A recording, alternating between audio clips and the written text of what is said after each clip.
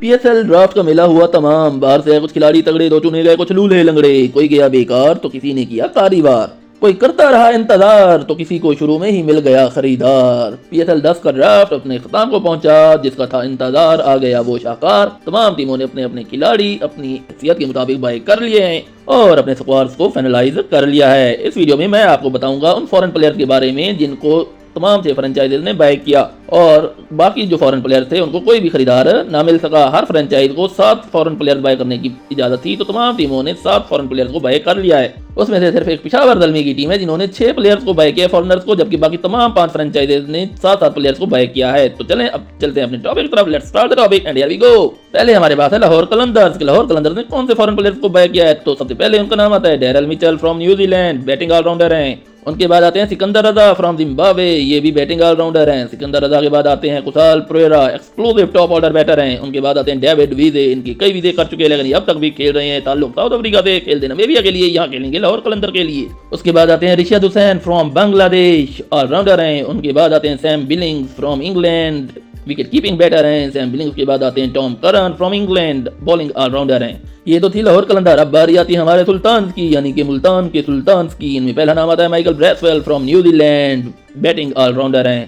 Michael Bracewell के बाद नाम आता है David Willey from England, bowling allrounder हैं डेविड विली। उनके बाद नाम आता है Chris Jordan from England, death over specialist हैं क्रिस जॉर्डन। बैट जब बॉल करने लग जाए तो बैट्समैन को हिलने नहीं देते फिर भाई। उनके बाद आते हैं गुडाकेश मोती, जो मोती चुनेंगे मुल्तान के सुल्तान के लिए, left arm Orthodox spin bowler हैं। उनके बाद आते हैं जोश लिटल, नाम के सामने लिटल आता है लेकिन बॉलर बहुत बड़े हैं, फ्रॉम आयरलैंड। जोश लिटल के बाद नाम आता है Johnson Charles from West Indies, opening batter हैं। जॉनसन चार्ल्स के बाद नाम आता है Shai Hope from West Indies, wicket keeping batter हैं। सुल्तान के बाद अब बारी आती है यूनाइटेड की, यानी कि इस्लामाबाद यूनाइटेड की। इस्लामाबाद यूनाइटेड में पहला नाम आता है Matthew Short from Australia, opening batter हैं। मैथ्यू शॉर्ट के बाद नाम आता है Jason Holder from West Indies, bowling allrounder हैं जैसन होल्डर। उनके बाद नाम आता है Ben Dwarshuis from Australia, bowling allrounder हैं। बेन डवार्शियस के बाद नाम आता है Colin Munro from New Zealand, left handed batter हैं। कॉलिन मनरो के बाद नाम आता है Andries Gous from USA, right handed batter हैं, मिडल ऑर्डर बैटर हैं। उनके बाद नाम आता है Riley Meredith from Australia, fast bowler हैं। उनके बाद नाम आता है Rassie van der Dussen, middle order batter from South Africa.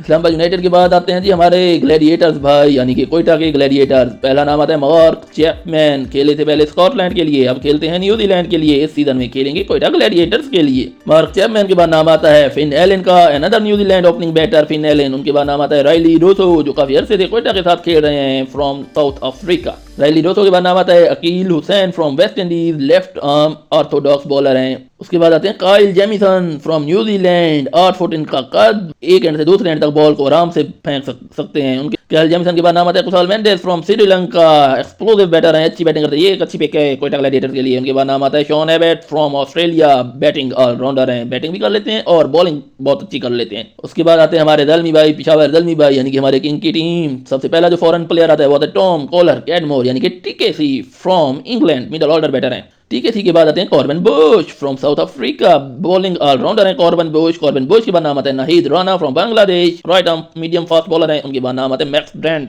Right handed batter from Australia. Max Bryant के बाद नाम आता है Najibullah Zadran from Afghanistan, left handed middle order batter. Najibullah ददरान के बाद नाम आता है Alzarri Joseph from West Indies, right arm pacer हैं।